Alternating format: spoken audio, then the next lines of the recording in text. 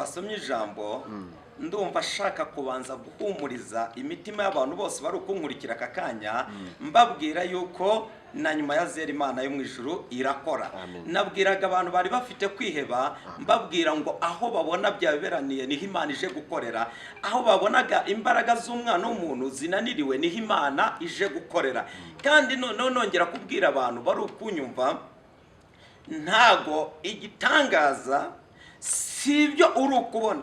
Ndashaka gutangaho ubuhamya mu mwanya muto ubundi tukinjira mu ijambo nabwo igihe gitoya tukaza gusoza. Mu gihe cyashize ni mu mwaka washize Imana yigeze intuma w'umuntu nari ndahantu ndugusenga. Intuma w'umuntu araza ngeze imbere arambwira ngo umva uko Uwiteka avuganye nanjye. Arambwira ngo ugiye gusengera umuntu wapfuye azuke. Ndangije nanjye sibyo ubona ahubwo igitangaza no kwisobanukirwa. Haleluya. Ndangije ndasenga numva ijwi rimbwiye ngo batuma amazi ndayabatuma barayazana ndayasengera. Ndangije numva ijwi rimbwiye ngo aya mazi yamusukeho. Ndangije nyamusukaho yamaze kuba umurambo yashizemo umwuka. Tugiye gusenga Imana. Haleluya. Maze iminsi mbwira abantu ngo ibiturwanya ni ibiremwa ariko uturwanira ni umuremyi. Haleluya, haleluya. Ibiturwanya ni ibiremwa ariko uturwanirira ni umuremyi. Tugiye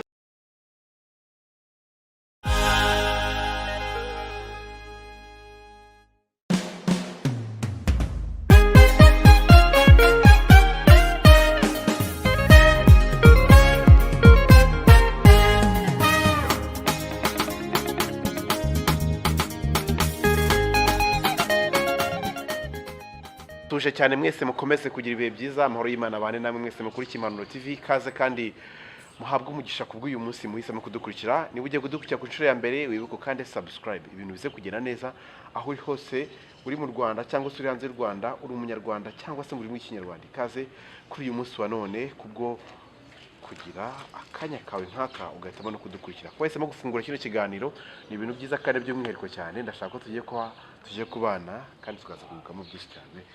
Aho uri hose niba hari byinshi cyane bitari kugera neza wibuke gusenga Imana, wibuke kwiyambaza muri byose kuko ni umugengo wa byose biraza gucamo. Na byiza cyane ko tugiye kubana n'umushumba muri kino kiganiro cy'uyu munsi. Ushobora kuba ugiye kubona ku nshuro ya mbere, ushobora kuba umuzi cyangwa se ukaba hari ahantu mugize kubana bitandukanye, mwarajyanye nko mu rugendo runaka utazi ko hari umukozi w'Imana ufite imbaraga n'amavuta. Reka uyu munsi tubane nawe by'umwihariko. Kaze ku Murokore TV, turishimiye kuba tugiye kwakira ku nshuro ya mbere ariko ndizera nashidikanya ko biraza kugenda neza kuko tugiye kubana. Ikaze kabanza usuza abantu dukurikiye bagiye kubona ku nshuro ya mbere, unabibwire kugira ngo tuze kubana tuziranye. Ikaze. Murakoze kubwo icyizere mutugiriye kandi n'Imana yatugiriye. Tukaba tugiye kubana ku Mpanuro TV. Imana yo mu ijuru ibaha umugisha. Amen. Twihuse rero amazina n'Imana iraho Eugene, abenshi banzi ku izina rya Profete Eugene, umukozi w'Imana, ndi umugabo ndubatse, mfite umudamu n'abana.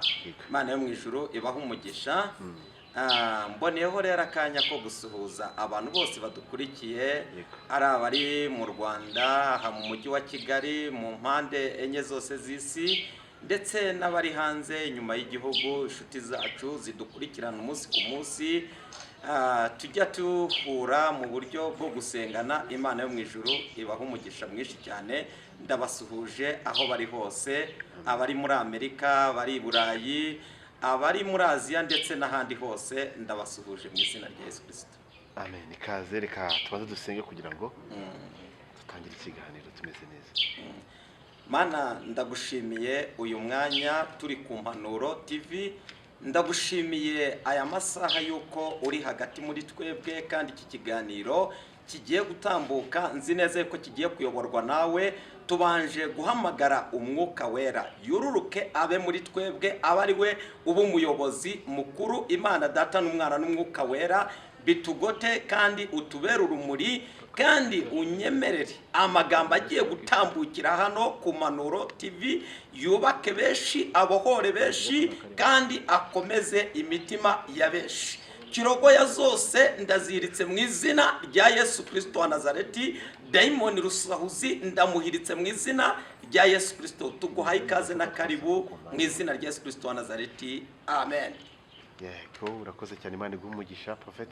By'umwihariko rero abantu bose bagiye kudukurikira bwa mbere cyangwa se banasanzwe banadukurikira cyangwa se n'abagiye kubona ubundi Prophet Philippe ni muntu kifi. Prophet Philippe yenda kubona batamuzi, hari uko wabibwiye Prophet Eugene nari mwise Philippe, ukatinga ukamaze gukuramo. Okay. Yego. Okay. Prophet Eugene, Imana iguhe umugisha kubw'uyu mwanya ufashe kugira ngo tubane. By'umwihariko ku bantu batakuzi mu buryo runaka, umurimo w'Imana usanzwe ukorera hehe se Prophet? Umuntu yenda ugiye kubona atakuzi yakumenya gute kugira ngo tuganire kino kiganiro? Ashaka ko twinjira mu buhamya bwawe ariko tunazamuka n'ijambo kugira ngo kano kanya dufite uduhaye tugakoresha neza kandi bize kubyarira umusaruro wese ukurikiye Impanuro TV aka kanya. Umurimo w'Imana nkukorera mu karere ka Kayonza, ni naho ntuye, niho nkorera umurimo w'Imana, niho ubuzima bwa buri munsi bukomereje, ariko aho ngeze hose nkorera Imana. Nukuri. Wahamagawe ryari? Ese kwitwa umuhanuzi byaje ryari? Ubundi muri make umuntu udukurikiye aze nabyo kubyumva. Ese wavukiye Kayonza nyirizina, wamenye ubwenge wisanga? Ese wasanze uri mu muryango ukijijwe? Kugira ngo twumve n'ihamagarwa ryawe uyu munsi maze twinjiremo twakira ubuhanuzi tumeze neza cyane.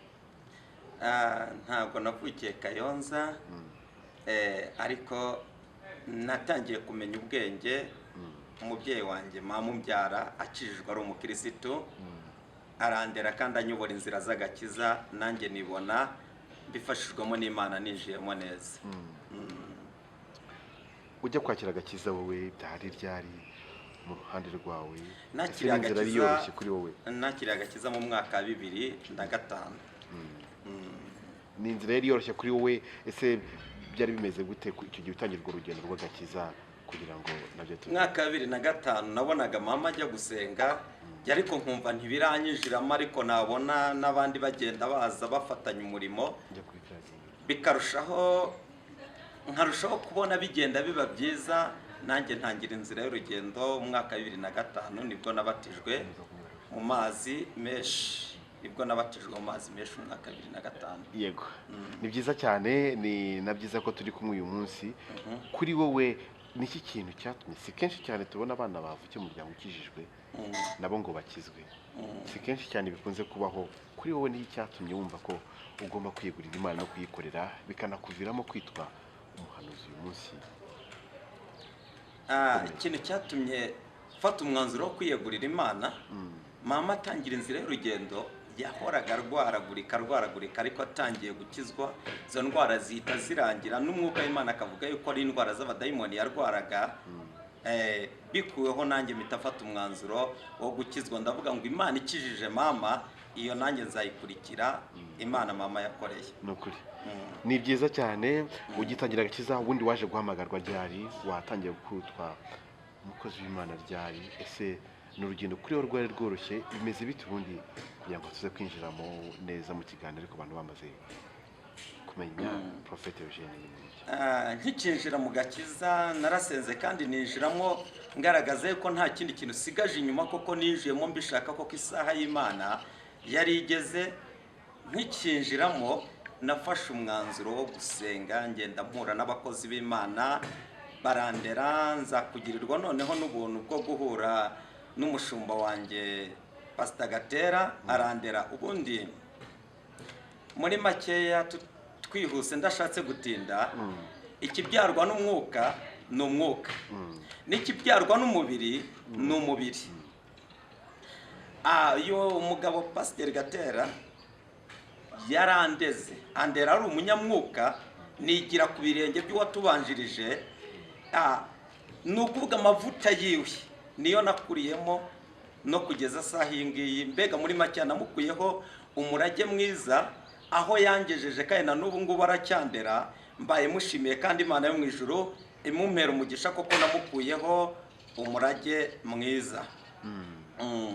Nuko rero uyu munsi wa none kwitwa umuhanuzi, ni ryari wamenye ko uri umuhanuzi? Ni ryari ubwawe byabaye ko ukavuga ati nibyo kuko ibindimo ni umuhamagaro ntabwo ari inyito gusa.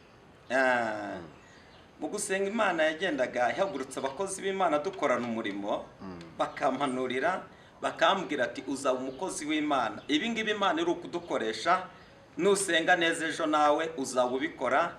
Ngenda nigira ku birenge by'abatubanjije nk'uko nakubwiye iko narezwe n'umukozi w'Imana Pasiteri Gatera, ari we mushumba wanjye ushumbye ubu ngubu.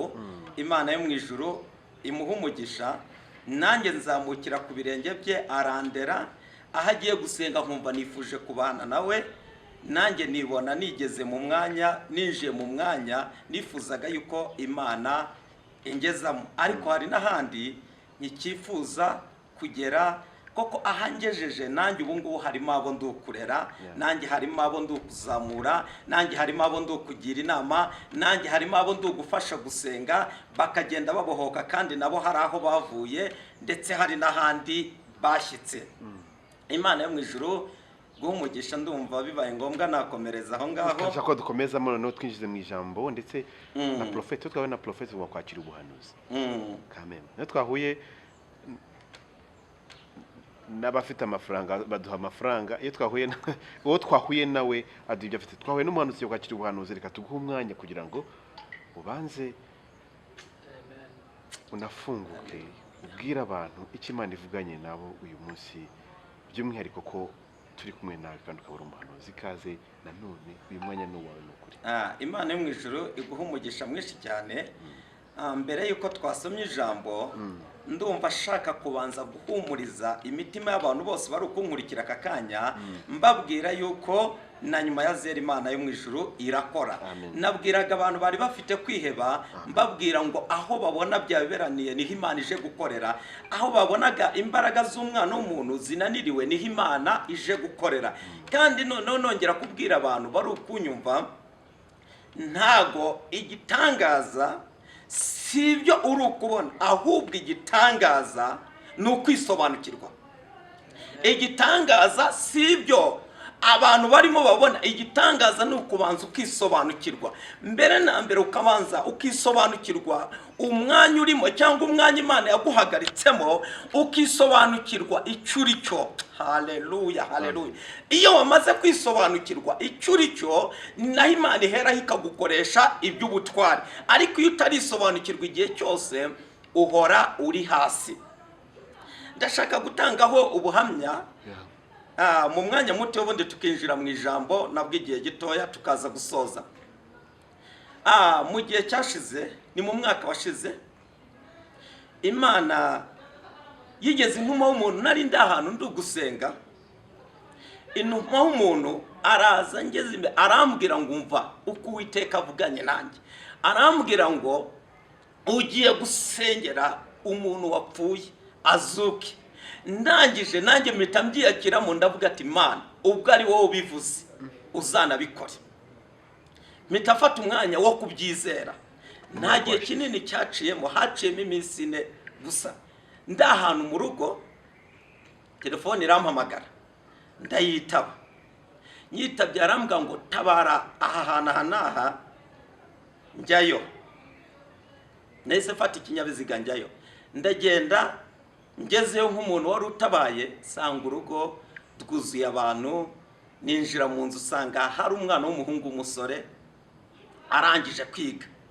Sanga umwana arimo arasamba. Muri ako kanya nkikihagera abashizemo umwuka, nabaye nk'uwigira hirya gakeya. Haleluya.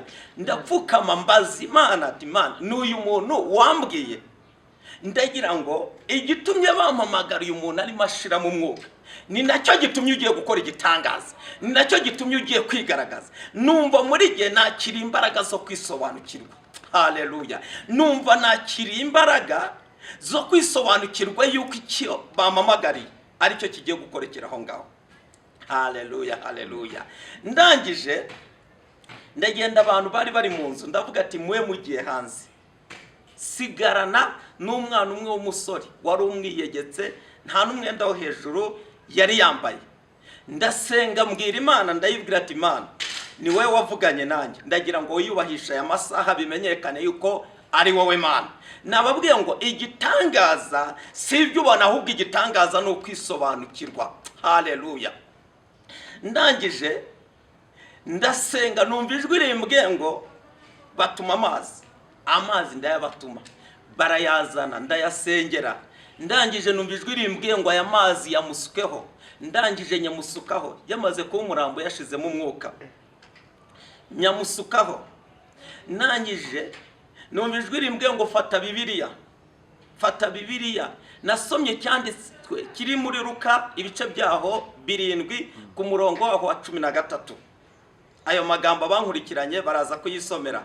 Nsoma ayo magambo, harimo ijambo rivuga ngo umwami Yesu amubonye amugirira imbabazi, aramubwira ngo wirire.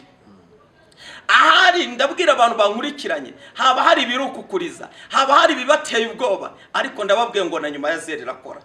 Uwo mwanya nahise ninjira mu mwanya wo gusenga, ndasenga numva ikintu gikubisa amabati gifite imbaraga nyinshi cyane. Nubura amaso ngira ngo ndebe ikintu gikubisa amabati, ndebye sanga wa muhungu arazutse, arimo arandeba. Ndamuhamagara mu izina rye, arangije aranyitaba, mpamagara ababyeyi be, baraza baramufata, mpereza Imana yo mu ijuru icyubahiro koko Imana yari yavuganye nanjye. Ndatangariza abantu bose bavuganye n'Imana, icyo yababwiye no kugikora izagikora. Ni Imana itagishobora kubeshya, ni Imana isezeranyije iranasohoza. Igitangaza si ibyo babonye, ahubwo igitangaza nicyo ni ukwizera. Igitangaza ni ukubanza kwiyubakamo icyo Imana yakuvuzeho. Igitangaza ni ukubanza ukagira ibyiringiro by'icyo Imana yavuganye nawe. Haleluya, haleluya, haleluya. Ntabwo aho hantu nahatinze, nahise mpaguruka ndagenda. Koko bantu bahise baza, barongera barahurura, baraza ati uyu ni runaka uzutse, uyu ni runaka uzutse, uyu ni runaka uzutse. Ndangije mbonye batangiye kumbaza byinshi, mpita afata umwanya mpaguruka aho ngaho, nkomeza gahunda zanjye. Koko icyo Imana yari yampamagariye aho ngaho cyari gikoretse. Natangarizaga abantu bose bumvaga bafite impungenge, bumvaga bafite ibibazo, mbabwira ngo icyo kibazo ntabwo kiri hejuru y'Imana yavuze. Icyo kibazo ntabwo kiri hejuru y'umugambi w'Imana. Icyo kibazo ntabwo kiri hejuru y'Imana yasezeranye nawe. Haleluya, haleluya, haleluya. Tudatinze ntabwo shaka kwinjira mu buhamya cyane, koko amasaha yagiye. Ndashaka gusoma icyanditswe nkaba ari cyo sengeramo. Haleluya, haleluya. Tugiye gusoma Yohani, amagambo ari mu butumwa bwiza uko bwanditswe na Yohana, ni ibice byaho 19. Turasoma umurongo wa 21 na 22. Hari amagambo avuze ngo, nuko abakuru b'abatambyi b'Abayuda babwira Pilato bati, ntiwandike ngo umwami w'Abayuda, ahubwo wandike ngo yiyise umwami w'Abayuda. 22 haravuze ngo, Pilato arabasubiza ati, icyo nanditse nacyanditse. Imana yo mu ijuru ibaha umugisha mwinshi cyane. Amen. Haleluya. Ndatangariza abantu bose bavuganye n'Imana. Imana yavuze bariya bose bahari, Imana yavuze bariya bakurwanya bahari, Imana yavuze. Umva, icyo Imana yanditse ku buzima bwawe yaracyanditse. Icyo Imana yasezeranyije ubuzima bwawe yarakigusezeranyije. Icyo Imana yahamije kuri wowe yaragihamije. Haleluya, haleluya, haleluya. Reka mbabwire abantu, ujye umuntu yikangura akabona ikigeragezo cyamwijiranye, akikangura urugamba rwamwijiranye, akikangura abona ikigeragezo kinjiye, kikarengaye no mu nzu kikagerayo, kikarenga no mu bana kikagerayo, kikarenga no mu miryango kikagerayo. Ariko reka mbabwire, haleluya, nawe wibonye kirenze inkombe ariko ntabwo kizarenga ijambo, cyarenze inkombe ariko ntikizarenga umugambi w'Imana, cyarenze inkombe ariko ntikizarenga isezerano ry'Imana, cyarenze inkombe ariko nikizigera kirenga icyo Imana yagusezeranyije. haleluya haleluya. Ndatangariza abantu bose bari ukunkurikirana aya masaha mbabwira ngo nubwo wabonye ikigeragezo kinjiye ukabona uburwayi bwinjiye, ariko hari Yesu uri hejuru y'ibyo byose. Hari Yesu witeguye kukurwanirira, hari Yesu witeguye kukurengera, hari Yesu witeguye kukuneshereza, hari Yesu witeguye kukuvuganira. Haleluya haleluya haleluya. Hari Yesu witeguye kubohora ubuzima bw'abantu bose bari bari mu bibazo. Abantu babonye ikigeragezo kinjiye, uko kinjiye kidakomanze ni nako kigiye gusubirayo ntawe giteguje. Uko kinjiye gitunguranye ni nako rekestabroye, uko kinjiye gitunguranye ni nako kigiye gusubirayo nawe kigishije inama. Uko kinjiye gitunguranye ni nako kigiye gusubirayo utabizi. Nshuti yanjye wowe nkurikiranye aya masaha, wabonye urugamba rukwinjirana, sinzi urugamba uri guhangana narwo urwo ari rwo, ariko ntega amatwi uyu mwanya. Yesu kurwanirira ari bugufi bwawe, koko ibikurwanya ni ibiremwa, ariko ukurwanira ni umuremyi. Yesu turwanirira ari hejuru y'ibyo byose, Yesu turengera ari hejuru y'ibyo byose. Wabonye ikigeragezo kinjira, ubona urugamba rwinjira, ubona ibitero byinjira, ubona ibibazo bikwinjirana, ariko uko byinjiye bidasabye woda ni nako bigiye gusubirayo bidateguje. Uko byinjiye ntawe bigishije inama ni nako bigiye gusubirayo utabizi. Uko wikanguye kinjiye ni nako ugiye kwikangura cyasubiyeyo. Haleluya haleluya haleluya. Oh haleluya haleluya haleluya. Cyarenze inkomba ariko nikizarenga umugambi w'Imana, cyarenze inkomba ariko nikizarenga isezerano ry'Imana, cyarenze inkomba ariko nikizarenga ijambo Imana yakuvuzeho. Tugiye gusenga Imana. Haleluya. Ndabwira abantu bose bari ukunyumva, cyarenze umutaro, cyarenze urufatiro, cyararenze nikambere no mu nzu kigerayo, ariko ntago kizarenga umugambi w'Imana ku buzima bwawe. Ntago kizarenga ikimana yavuzeho, ntago kizarenga ikimana yakuvuzeho, nikizarenga ikimana yagusezeranyije. Tugiye gusenga Imana muri uyu mwanya. Haleluya. Tugiye gusenga Imana. Ndabwira abantu bari bafite kwiheba. Haleluya. Ntago nzi ikibazo cyawe kikwihebesheje, sinzi urugamba rwawe rukwihebesheje, sinzi ibitero waba uri guhangana nabyo, ariko hari Imana iri hejuru y'ibyo byose. Hari Imana iri hejuru y'abakurwanyije, hari Imana iri hejuru y'ibiguhiga, hari Imana iri hejuru y'ibitero byose, hari Imana iri hejuru y'ibyamaze kugufatana ijambo, hari Imana iri hejuru y'ibyamaze kwitambika umuhamagaro wawe. Haleluya haleluya. Tugiye gusenga Imana. Haleluya. Maze iminsi mbwira abantu ngo ibiturwanya ni ibiremwa, ariko uturwanira ni umuremyi. Haleluya haleluya. Ibiturwanya ni ibiremwa, ariko uturwanirira ni umuremyi. Tugiye gusenga Imana. Yenda gato mbere ko dusenga, urumva profete tuba tukubonye, ntabwo tuba twumva kugenda gutyo gusa, kongera kubona ntabwo biba byoroshye cyane. Hari abakize, hari abazutse. Ubundi usibye umuvandimwe, icyo gikorwa Imana yakoze igukoresheje, ubundi ibindi byabaye nibihe uyu munsi wa none uvuga ati iyi ni imirimo ikomeye Uwiteka Imana yakoze binyuzeho? Iyindi mirimo ikomeye navuga Imana yagiye ikora, ubuhamya bwo ni bwishi, ariko Imana yagiye ikora ibikomeye. Uyu mwanya aricyo navugaga, nkumuriza abantu bose bari bafite kwiheba, ariko umuntu wese wavuganye n'Imana nagire kwizera. Uko nasengaga madamu wanjye we yaratarabyiyakiramo, ujya gutangira gusenga. Nasenga yabona abantu baza tugahura gutya nkabasengera, kandi bitangaza bigakoreka, ariko we ntabyakire. Akumva yuko bidashoboka, ibyo bintu bitanabaho. Akumva yuko bidashoboka, noneho akabona no mu rugo harahora ibibazo, ariko ngiye nkahagarara mu kwizera. Koko nari naravuganye n'Imana, ngahagarara mu kwizera, nkamubwira ati humura, genzi ko ndi umukire, koko Imana yavuganye nanjye, kandi yavuganye nanjye ntigibeshye. Nkamwicaza tukaganira, nkamubwira ati reba runaka nasengeye Imana ikamukorera igitangaza, reba uriya nawe nasengeye Imana ikamukorera igitangaza. Iki ntabwo cyakuremera kwizera, ariko ukabona ntabyinjiyemo. Ariko shima Imana yuko hari ibyo yavuze nawe ikamuvugaho, ubu ngubu yabonesheje amaso. Ubundi butumwa naho ngikiraho ngaho ku mwanya w'ubuhamya. Hari igihe nari mfite ivugabutumwa ahantu nimugoroba, twagombaga kurara mu giterane dusenga, bugacya tugakomerezaho ku cyumweru. Hari kwa gatandatu hari ahantu hahuriye abantu benshi, noneho uko nasengaga asengera urugendo nari ngiye gufata, Imana ikambwira ngo ndabana nawe, nasenga ikambwira ngo ndabana nawe, ngeze mu modoka ikambwira ngo ndabana nawe.